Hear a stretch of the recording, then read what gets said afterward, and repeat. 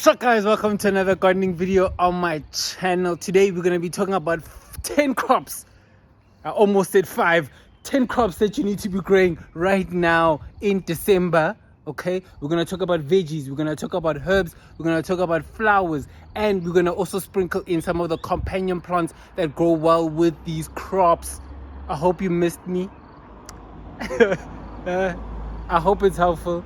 I hope you get something out of it. Like, subscribe, become a member, do all the beautiful things, and let's go straight into the video. First things first, we have some baby marrow, and now you can't even call this a baby anymore. There's no baby in this. This is marrow.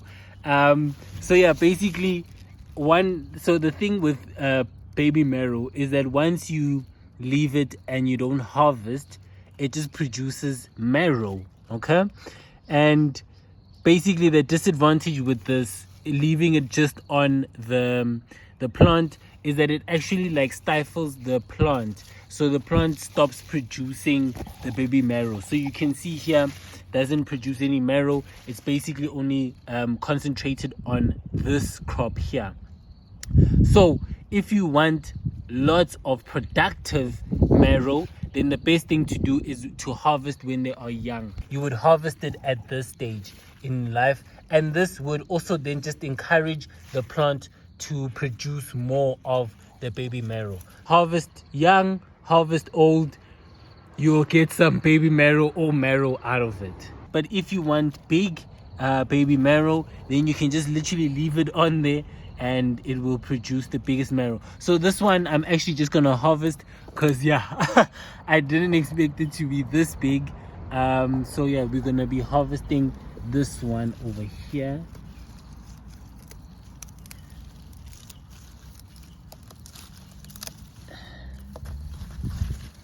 And look how big this big boy is. Look at this guy. So as I harvest the next one, basically the best companion plants or nice companion plants for the baby marrow is marigold. So marigold is a really good one to have with the baby marrow, as you know that baby marrow basically it needs some pollination, and the marigold really helps with attracting bees. And then we also have spinach. Spinach is also a great one to pair it up with the marigold. These could do really well with each other. They have great symbiosis with one another. Then we move right along to another favorite in the garden, and I'm so happy to show you that this one has started to grow some of the fruits, and this is tomato. So tomato, another one that needs to be growing right now, that you can be growing right now in December. You know, tomatoes really like the full sun. It loves the heat. So growing them right now when it's really hot is the perfect time to have some tomatoes. Just make sure that, you know, with the tomatoes, see these things.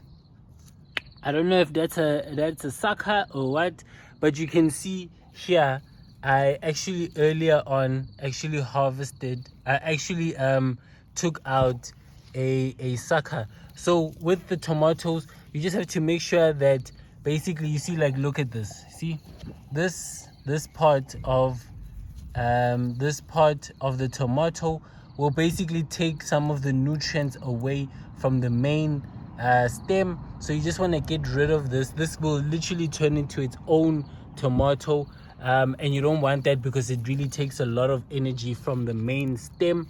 So you just want ones that are connected to the main stem.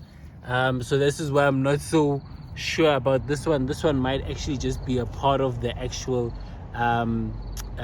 this might be a part of the stem, so we don't want to remove that one, maybe not just yet.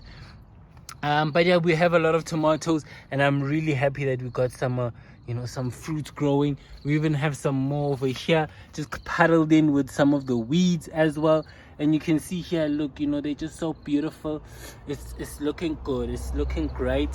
So yeah, I'm really happy. Look at these tomatoes. If I can, yeah, there we go.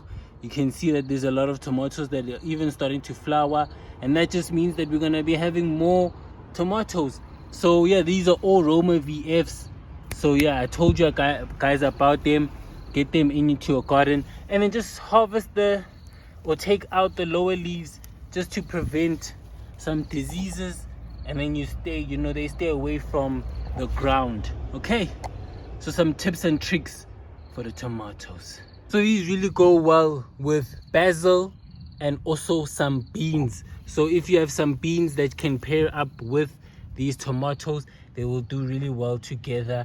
Get those in. Then we move along to another favorite and another staple in the garden, which is spinach. Spinach, guys, you have to just grow them right now, please. Okay, I warned you, so I need to warn you again that you need to just grow some of the spinach. This is a really great crop to be growing in the summer/springtime. So definitely getting this in would do wonders for your garden. And then again, the more you harvest, the more you get out of this. These companionize well with cabbage and also some nasturtium. These pair really well with each other. So pair these up, and you'll get some nice crops together with the spinaches. Okay, so you can see, they love the water, they love the sun, which means it's a perfect time right now to be growing these in your garden. So another crop that you should be growing right now in December is beetroot. So just make sure with beetroot that you have soft, supple soil. This one really does well when you have nice soil, so that it can expand, and basically it doesn't feel constricted to the soil. A nice one is the crimson globe. Those ones do really well in South Africa. And then what I would pair it up with is mint, nasturtium, marigold, and also lettuce. So these ones pair up well with each other. Then the last of the veggies, we have beans, and this is the bush malelane. This one, honestly, I have to recommend it all the time when I do grow beans, because this one literally it's a very productive bean variety, and it's one of my favorites. It doesn't grow very big, so you can also grow it in pots. So this one for me, it's a very versatile, very dependable crop, very productive crop. So if I would suggest any bean, it would be the bush malelane. The more you harvest, the more you get out of it. The ones that you would pair them up with are corn. As I said, they don't grow really tall, so literally having them next to the corn would do great for them. And then if you can have some sort of flower like the nasturtium or marigold, this will also do well in terms of the pollination of the actual bean flowers. So the first flower crop that I would suggest is hydrangea, and you can see how pretty, how beautiful this crop is. I think for me, the main purpose of the flowers and in general is to attract bees, right? And the bees love the colorful. This is what brings them in. So if you have them next to your crops, this will help a lot with the pollination of the beans, the tomatoes, the baby marrow, the pumpkin, all of this. So definitely this is why I suggest getting some flowers into your garden. And the first one, it's hydrangeas. Very beautiful, very nice and pink, very voluptuous. So even these also come in purple and also white, so you can get your pick of what suits your garden better. So hydrangea, number one flower. Then the next one, and another pink one and a nice beautiful one, we have the Sun Patens Compact Magenta.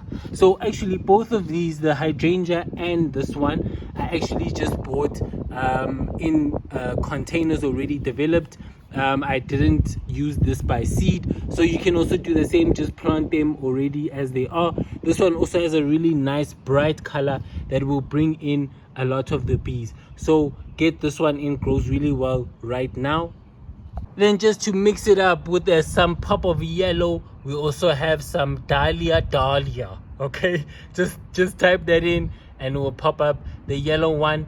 This one also very beautiful flowers, very enticing to the bees, so get this also in. This one will also, again, all the flowers will attract a lot of bees, and this will help with the pollination. And also these ones are also didn't I just bought them straight from the pot and then transplanted them into the garden. They adapted very well into the garden, I would say. And these ones love the full sun, same with those ones as well. The hydrangea wants to have some partial shade, so maybe just be a bit careful with that one. And this one, I think the hydrangea was the one that took some bit of time to adapt. The dahlia and the magenta really adapted really quickly to being transplanted, so get them in.